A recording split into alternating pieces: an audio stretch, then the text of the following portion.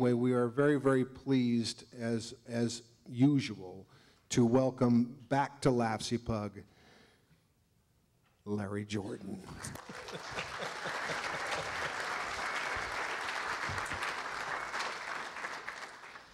Thank you, Michael. Could we turn this up just a bit? Do you know where the volume is? Yeah, or you could speak closer. Go ahead. Okay, I'm talking and I'm speaking closer and it's not. There we go. Much nicer. You know, you do have technical skills. I am very impressed with that. There we go. Okay. I am not going to indulge in the discussion of whether Final Cut 10 is professional or not. And the reason behind this is professional encompasses a wide range of needs and a wide range of individual skill sets.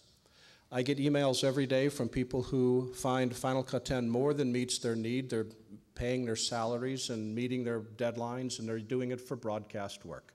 I get emails the same day from people who are still not satisfied with the way Final Cut 10 is. So that's just not a fulfilling argument.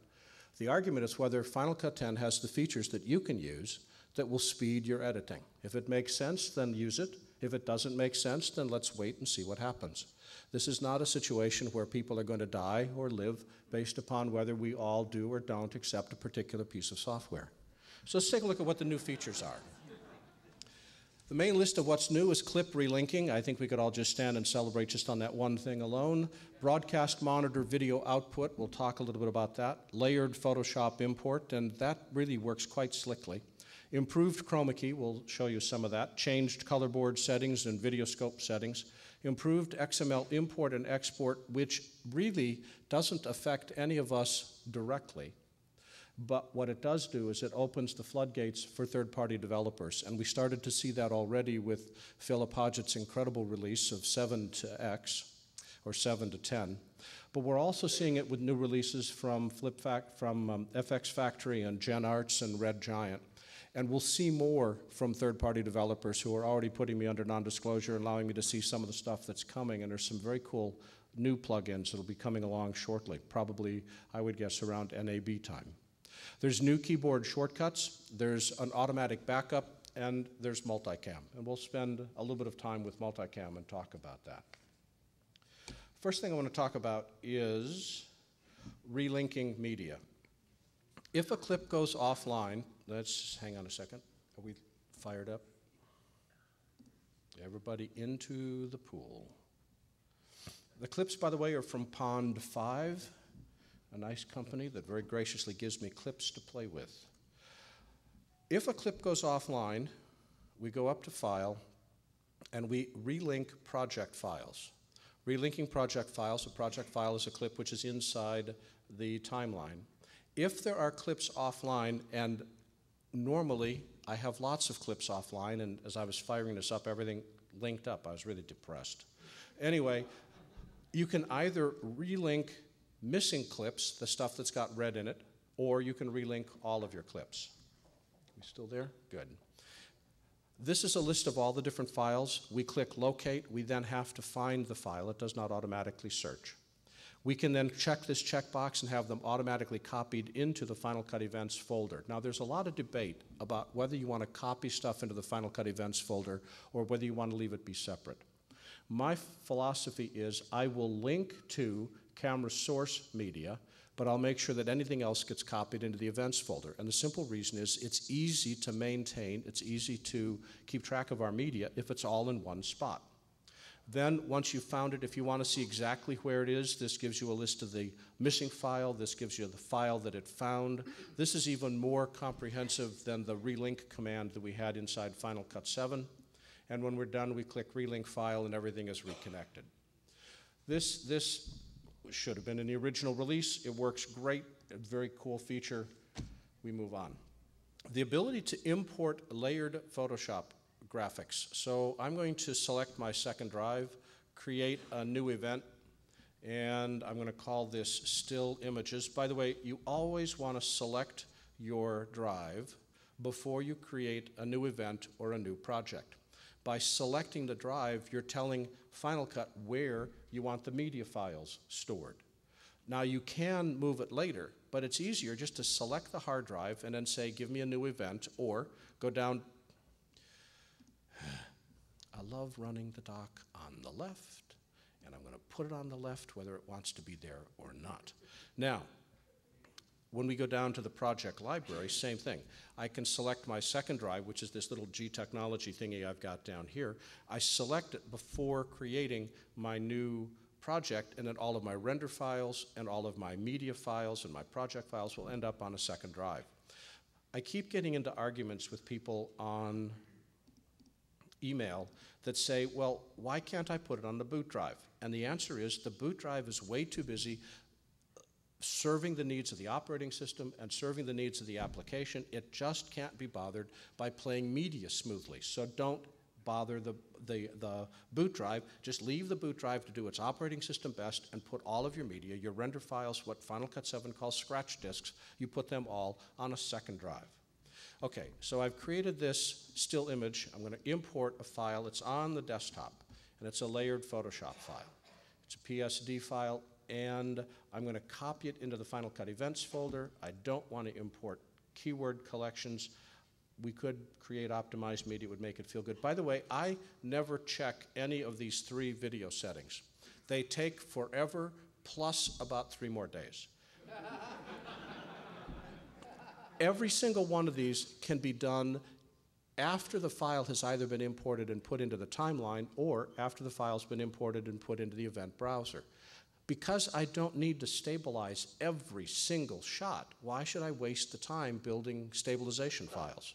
Because I don't necessarily have to color correct every single shot, why should I analyze for color balance?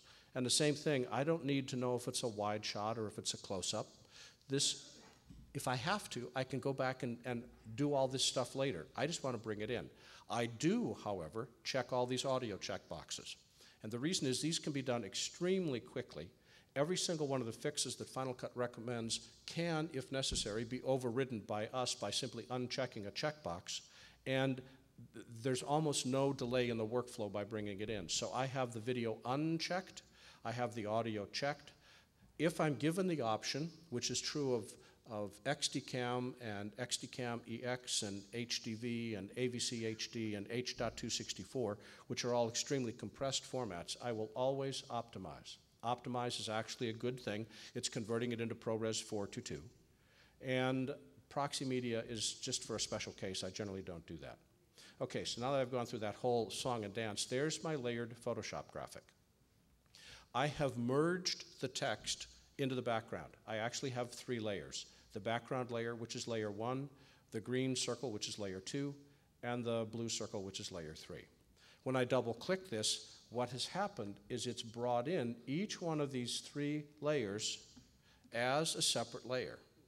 If I highlight this layer, I can make it invisible by typing the letter V. This is the same as Control B in Final Cut 7. V toggles visibility on and off, and I can select and I can apply a filter. I could say blur a particular filter. I can animate stuff on. I can animate stuff off. And just to be really clear, to make this easy to understand, I, in Photoshop, merged the text into the circle. The way Photoshop would normally create it is I'd have 6 layers here, 3 graphics layers and 3 text layers, but I've merged them. Key point, inside Final Cut 7, remember when you bring in a layered Photoshop graphic, all the layer effects, like drop shadows, don't translate. We have to rasterize that particular effect. Same thing here. In order for me to, let's open up Photoshop.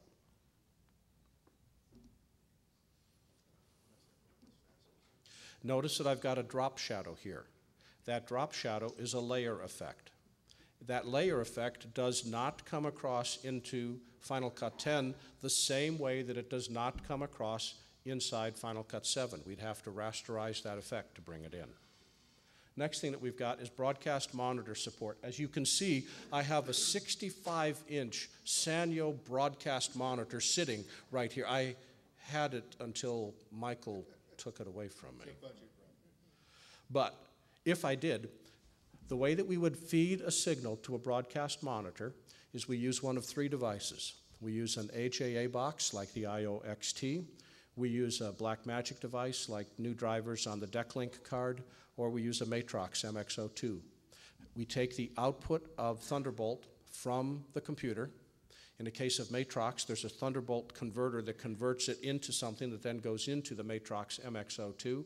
In the case of the IO-XT, it plugs in directly via the Thunderbolt port. In the case of Decklink, that plugs into your Mac Pro, and it feeds out a signal, which then does a broadcast video signal out. Apple calls this beta. The reason it's considered beta is because although it works okay when you're monitoring a single layer of video, like a standard edit, it does not work okay in a multicam environment. It's choppy, it doesn't have smooth playback. Apple needs to tweak the drivers inside Final Cut Pro 10, and the developers, HAA, Blackmagic, and Matrox, need to tweak their drivers. So Apple has been very clear from the very beginning of 10.3 to say that this is a beta release and it will continue to improve, and that Apple is not yet satisfied with the performance of the broadcast video monitor, especially in a multicam environment. The next thing, let's just reset my screen here. The next thing that we've got is chroma key changes. What I was really impressed, because I've been a non-fan of the chroma key in Final Cut 7 since Final Cut 3, and I have always used other stuff. My favorite for Final Cut is Red Giant's Primat Keyer Pro 4. Apple totally rewrote the chroma keyer with Final Cut, and the way the chroma keyer now works is that we just open up the panel and go down to keyer and drop the keyer in. Without setting anything, I get that kind of a clean key. If we just look at that full screen, look at the hair. Look at the hair detail. By the way, she's magnified 400%. That's a 320-240 image, which is blown up to fill that screen, and I'm still holding hair detail. So that alone, the chroma keyer in Final Cut 10 is astonishing. But what they've done, as soon as I get back here, what they've done is they've now improved this with additional controls. As we scroll down in the chroma keyer, they've given us a color selection widget which allows us to fine-tune exactly how tightly we focus on that green, exactly what saturation level between not saturated to saturated. We can adjust the luma curve that we're selecting. So for people that are dealing with wrinkles in the green screen, when you're dealing with bad lighting, we've got shadows around the feet, the kind of stuff that drives us all to heavy drinking when we need an excuse, is we can correct with this. The other thing they've done is they've improved matte. If we go up to these three icons, the middle one allows us to see the matte, and we can now, I'm always worried about hair detail. We've got this little separate clump of hair over here. We go down to matte levels. We can start to tweak exactly how much of the hair we see, how we can tweak that matte. We've got spill suppression in case they're too close to the green screen and the green is wrapping around the sides of their face. It spill suppresses so we don't have a green halo. But what I really like is that we have the ability to have a light wrap. What light wrap does, let's go back into our key. What light wrap does is it takes the colors of the background and wraps it around the edges of the performer to make it look like they are blended organically into the set. We've had this in high-end keyers, but we've never had it before in Final Cut. Now watch the edges of her hair as I pull this amount up, and you'll see that we're going to start to pick up some of the blue, and it's just going to blend this a little bit better into the background as we add some of this color around here. Then we can change the compositing mode. Rather than just have it be superimposed, we can combine based upon highlights. We can combine based upon overlay, and now I'm getting rid of all that excess fringing. What this allows us to do is to much more seamlessly blend the foreground with the background. So that's the new adjustments inside Chroma Key. Color board also changed. If we go to the color board, if I go, let's see, select this clip and let's go to color. Several changes. First is, in the color board itself, hide the dock, pull this over so I can see the rest of my screen. There we go. Go to the color board. If I select, say, black level here and click on it, as I scroll down, a new setting appears. I can now click in this setting and change the setting while watching the numerical values change, or by typing in a numerical value, or by dragging the puck up and down. So if you needed to, say, write down what the settings were, or you wanted to make a setting, you can now keep track of exactly what those changes are by looking at it numerically, which we haven't been able to do before. Every one of these can be adjusted by typing in a value, click, hold, and dragging up and down, grabbing the puck and dragging up and down. So what they've done is they've just simply expanded the precision inside the color board, and that's true of all three of these settings. Another thing that drove me completely and absolutely off the wall was the scopes. When you go up to Window and you say Show Video Scopes, Command 7, the one that you want to remember, what scope does it take the poor, benighted video editor to? It takes him to the histogram, the most useless scope in the history of the planet, and that's the default setting. I was brokenhearted. I mean, then we had to do like Command Option Q Release 7.3 to get to the waveform monitor.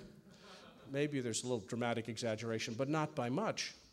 Or you've got to go up to the settings menu and you've got to select vector scope. And well, here's the cool thing. This remembers the last scope you were using. So when we type Command 7, it goes back to the last scope you were using. It doesn't take you back to the histogram. If I say Window, Hide Video Scopes, Window, Show Video Scopes, and it remembers the waveform, which is what it should do. And for those of you that are eyesight challenged, we have a brightness control on the scope for the first time. Look at this. You click on this and you can fade it up or fade it down. Look at that. Well, all right, maybe it's not the greatest thing since the invention of sliced bread, but it's pretty cool nonetheless. We've got that. And we have two RGB parades. We have an RGB parade for the waveform, and we have an RGB parade for the histogram, because the histogram was feeling just left out. And so it wanted to cease. So now we've got RGB parades of the histogram. So that's the color board. Another thing that's possible, let's go back here. Command 0, Command 7, and reset the world. Where do I want to go? I want to go to project window. Now, when we are in thumbnail view, if we type the letter F, let's be in the right event here. Is there a reason why I only have one clip in that highlighted? I thought I had, hide rejected, there we go. Well, that certainly didn't, oh yes, and I've got the letter Z there. Very good eyes up there. You guys get a gold star for being able to see the letters in front of your face. All right, if I type the letter F, what this should do, take two. One of the things that we often want to do is we want to be able to find the source clip of a clip in the timeline. We can do that when we were in thumbnail view by putting our playhead in the middle of the clip we want to find and typing Shift F. Shift F will automatically match the in, match the out, and match the position of the playhead in thumbnail view. This worked with version 10.0. But when we go to list view, it didn't work at all. So what they did now is Shift F now loads the matching clip inside list view as well as in thumbnail view. So if you're saying, can I do a match frame inside Final Cut 10? The answer is yes. It's Shift F, and it will show it in either thumbnail or list view. Another thing that's possible, Command H, and let's just hide all that stuff. When new with 10.3 is automatic backups. What this means is, in the Final Cut Events folder, if I've changed something, notice there's now a backup folder. It will make a backup of your event every 15 minutes, provided within that 15 minutes something about the event has changed. If nothing's changed, it leaves the backup alone. It doesn't make a new one. So it's not filling your system up with backups. This is not the same as autosave because we can't get access to this backup. But what happens is when you open up this project inside Final Cut for the first time, Final Cut does a verification check on all events and on all projects. If it finds that for some bizarre reason the event has been corrupted or the project has been corrupted, it automatically falls back to the backup. And so that means that in case you've got a corrupted project, the worst that happens is you've lost 15 minutes of work. And it will automatically reset to that backup and put up a little dialogue saying, hey, I've gone to the backup, without you having to do anything. It verifies the integrity of your projects and your events. This is happening automatically, you don't have to click a preference? Correct, happens automatically, there's no preference involved. Another thing that we can do is if we go to the inspector and I go down to info, let's see, it's in the gear icon. We now have batch renaming. Now, Apple told me this was new, but just to show you that even Apple's not paying attention, it was actually in the 10.02 release. So what this allows us to do is to select any combination of clips, and we can then apply our own template of clip naming. So that if you had a bunch of clips come in from, say, a P2 camera, and they're all shot 1, shot 2, shot 3, shot 4, which is an absolute meaningless name, and you want to say, I want to give this a specific name based on the date that it was shot and the scene and the format and all of this. This is just way too complex to explain. It's easy to understand when you look at it, but I'm not going to go through it. The way you get there is you open up the inspector, Command 4.